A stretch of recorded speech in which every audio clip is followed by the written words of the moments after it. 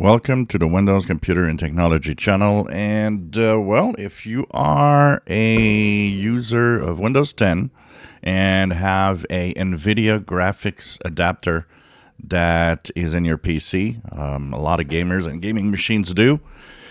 There was a glitch actually in the Nvidia driver that would make transparency effects not display correctly. So one description of it is that since the last driver update, when you would go to a page and there would be some kind of transparency, it would kind of stick there while you do something else, and you had to click to kind of remove it. So this is one a glitch that happened with the latest driver.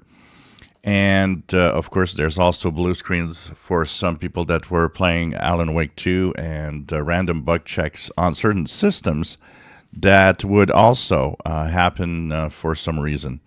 So this is a update that fixes that problem on Windows 10. If you have that problem or if you've had some blue screens or issues, this is Windows 10 only. Apparently the problem happens, not on Windows 11.